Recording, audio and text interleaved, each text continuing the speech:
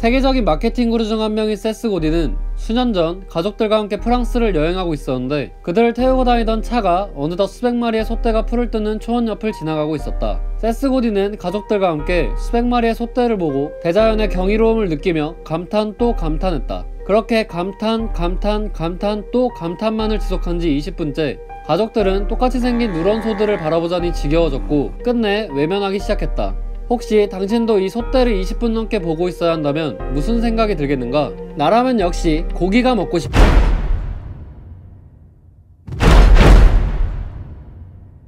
세계적인 구루 세스 고디는 나와는 다르게 이 소떼를 보고 한 가지 깊은 생각에 잠겼다. 만약 저 누런소들이 완벽한 놈들이고 매력적인 놈들이고 대단히 성질 좋은 놈들이라도 지루한 건 마찬가지겠지? 그런데 만약 저 누런소들 사이에 눈에 띄는 소가 있다면 어떨까? 새로운 소가 있다면 어떨까? 혹시 보랏빛 소가 있다면 어떨까?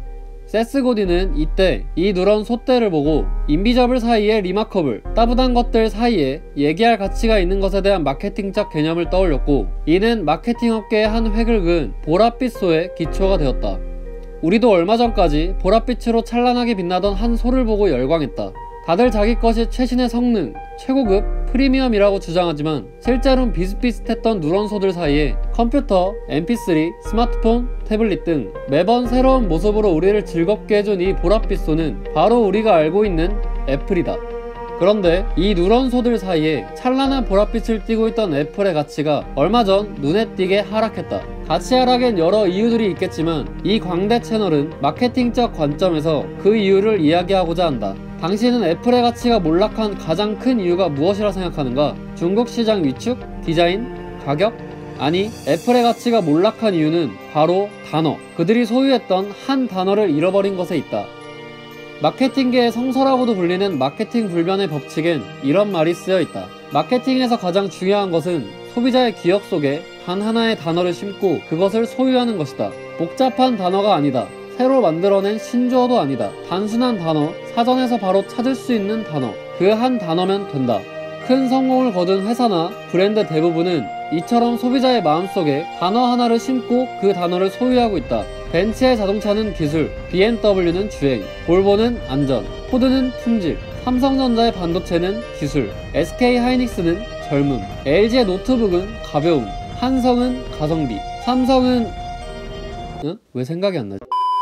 그렇다면 기업가치 1위, 기업으로서 이룰 수 있는 최고의 정점을 이뤄본 애플. 이 애플이 소유한 단어는 무엇이었을까? 우리는 그 답을 이 제품들에서 찾을 수 있다. 1984년 매킨토시, 1991년 파워북, 2001년 아이팟, 2007년 아이폰. 서로 다른 시기에 나온 이 애플 제품들은 기존 카테고리에 그저 더 나은, 더 개선된 것이 아니었다. 이 제품들은 기존 범주에 보지 못했던 완전히 새로운 혁신적인 제품이었다. 혁신적인 제품은 신제품과 다르다. 신제품은 최초이거나 기존의 성능을 끌어올리거나 몇몇 기능을 추가하는 데 그치지만 혁신적인 제품은 가정의 컴퓨터가 보급되도록 개인 컴퓨터 시대를 열거나 처음으로 트랙볼, 트랙패드, 팜레스트를 도입하여 지금의 노트북 형태를 만들거나 음악을 듣는 방식뿐 아니라 음악 산업을 전부 바꾸거나 연락, 정보 습득, 촬영, 음악 콘텐츠의 감상 제작, 투자, 사업 등 한 사람이 언제 어디서나 이 모든 것을 손바닥만한 기기로 가능하게 해준 애플 제품처럼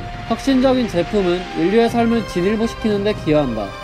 이렇듯 애플은 단 하나라도 힘든 이 혁신적인 제품들을 연속으로 출시하면서 소비자들의 마음속 혁신이라는 단어를 소유하는 데 성공했고 아무리 다른 기업들이 혁신을 부르짖어도 이 혁신이라는 단어의 온전한 주인은 애플뿐이었다. 그리고 애플은 이 단어를 한 번 소유하는 데 그치지 않고 기존 제품의 시리즈를 통해 이 혁신을 이어가고자 했다. 초기 아이폰 시리즈를 예로 들면 가상 키보드를 통한 와이드 스크린, 멀티터치, PC를 그대로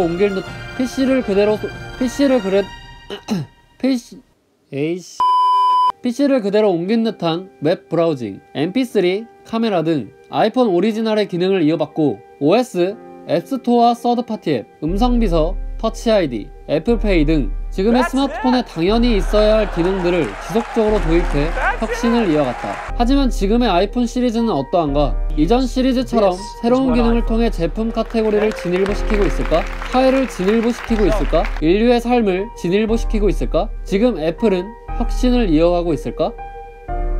현재 애플 제품 중 대표라고 볼 수 있는 아이폰 X이 노치 디스플레이 디자인을 대중화시키긴 했지만 이는 홈버튼 제거, 베젤리스 디자인의 유행을 따라가기 위함이었으며 코드리스 이어폰, 듀얼 카메라, 펜슬, 무선 충전, 웨어러블 등 그나마 추가된 기능들도 다른 기업들이 이미 선보인 기능들을 보완한 정도로만 인지되고 그나마 최고의 장점이었던 디자인도 큰 개선 없이 기존을 유지하는 등 이젠 애플이 혁신을 이어가기보단 한 발짝 늦거나 기존의 성공을 유지하거나 성능을 끌어올리는데 그치고 있다는 느낌이 든다. 애플도 새로운 제품이 계속될수록 이 혁신을 지속하는데 압박을 느낀 것일까? 애플은 이전에 애플답지 않게 절대로 해서는 안 될 판단을 한다. 바로 본인들의 충성 고객으로 만든 소비자의 마음속 단어를 혁신이 아니라 프리미엄으로 잘못 판단한 것이다. 애플은 해를 거듭하면서 점차 프리미엄화를 지속했다. 그리고 이 프리미엄화는 애플의 기업 가치가 사상 최초 1조 달러가 넘는 등 해가 갈수록 좋은 결과를 얻는 것처럼 보였다. 하지만 애플이 소유하고 있던 소비자들의 마음속 단어는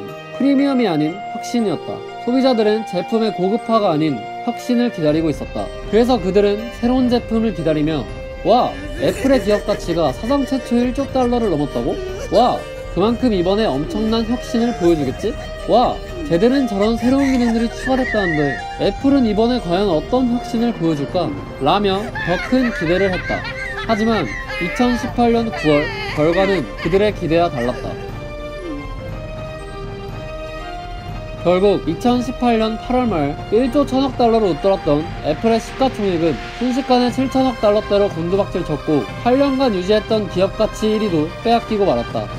마케팅 불변의 22개의 법칙 중 6번째, 독점의 법칙은 말한다. 소비자의 마음에 심은 단어는 딱 한 기업이 독점한다. 그리고 일단 한번 정해지면 절대 그 누구도 바꿀 수 없다. 그런데 우리가 지금 목격하고 있는 이 상황은 무엇일까? 애플 그 자체였던 혁신이 이젠 다른 곳에서 느껴지는 이유는 무엇일까? 다른 곳에 빛나고 있는 저 보랏빛은 무엇일까?